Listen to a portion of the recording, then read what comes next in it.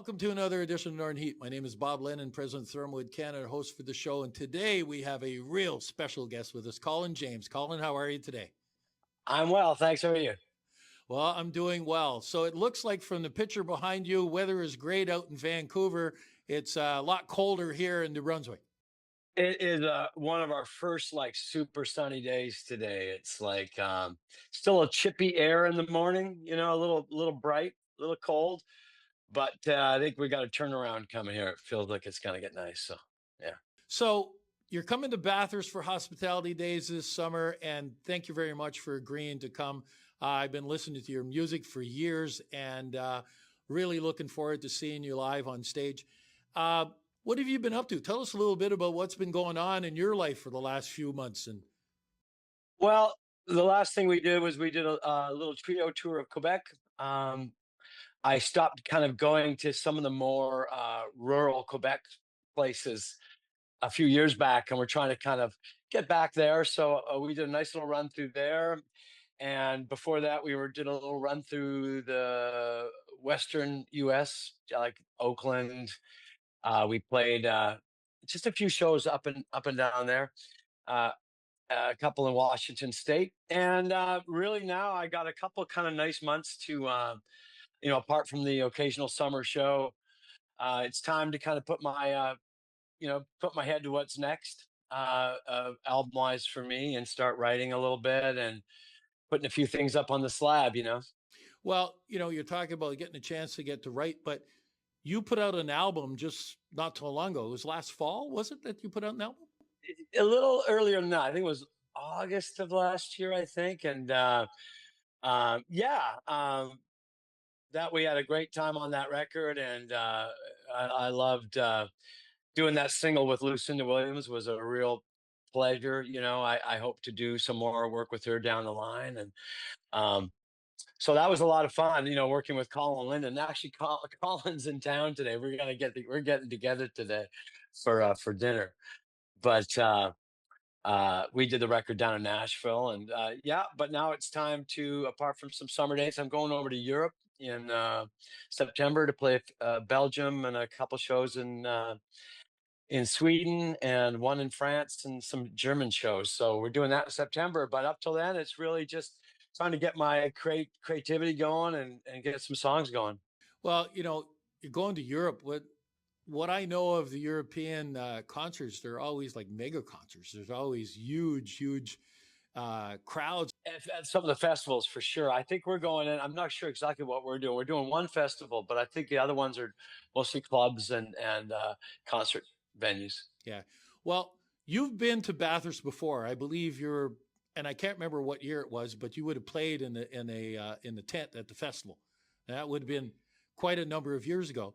And what's happened over the last few years is that we've actually moved the whole thing outside. Like, it's an outdoor stage, brings a lot bigger crowds and stuff like that. And we expect to have a huge crowd this year, especially with you coming and what's going on. So we're really looking forward to it. But one of the questions that I have, and it's asked sometimes, is that, you're part of Canadian royalty, you're part of the big bands that have been playing out of Canada and stuff, but most of the bands are 3 and 4 people and 5 people, but sometimes you have upwards of 7 on stage. So, how does that all work out for you? You just roll with it. Like last year we did mostly 4 and 5 piece arrangements. My earliest band was a 4-piece, keyboards, guitar, bass, drums, really. But last February we did a one-off at the Commodore Ballroom here in town. Where actually Jack White's playing tonight, and we have charts. We have horn charts that I had made years ago for a substantial amount of money. I have symphony charts, for that matter, if I have to do a symphony show. But the horn charts are really handy. Most horn players are readers. Most guitar players aren't. So it's really handy. You still have to rehearse a little bit and get the flow. But we had a great time at those little big band shows. We just did 2 nights Really just one day rehearsal into 2 nights of playing, and it was super fun. So it's like falling off. Once you've done things like every record I've done over the years, you followed up with about 2 years or 3 years of touring. So during that time, it's muscle memory. You get to the point where, hey, look at his phone. You got it all on you. It's like, it's just there, and you just got to refresh it. Is all. So you talk about symphony. Maybe we'll talk again sometimes because I'm involved with the New Brunswick Youth Orchestra. So that'd be kind of an interesting thing if we could pull that up. Yeah, it's a funny one. The symphony's tough because a lot of symphonic players aren't used to being around amplifiers, so it can create a little bit of a rift, to say the least. They want plexiglass all around everything. I get it.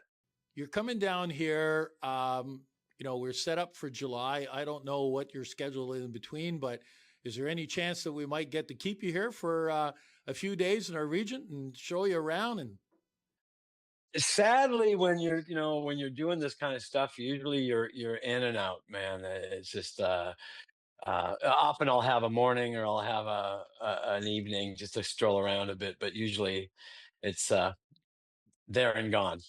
well, if you do get a chance, book it in there, and we'll be able to showcase what our culture is here, and we'll treat you right. That's for sure. Oh, we love playing out east, man. I remember playing Bathurst and you know playing Quebec recently as well. I really Moncton, Fredericton, all the shows I play out east, I've always really enjoyed. We don't get to Newfoundland as much as I wish we did, but it's hard.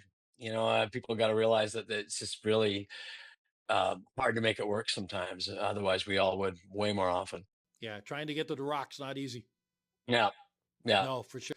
So, we didn't talk about this before the interview, but I'm going to ask the question, and is that what can we expect? Is that when you're here, you're going to be playing some of your new stuff, or you're going to look at some old stuff? We do it all. We do it all, man. It's like um, lately I play some of the old. I play the old voodoo things in the 5 long years, and depending on the kind of night it is, But a night like this would be a prime example of where I would.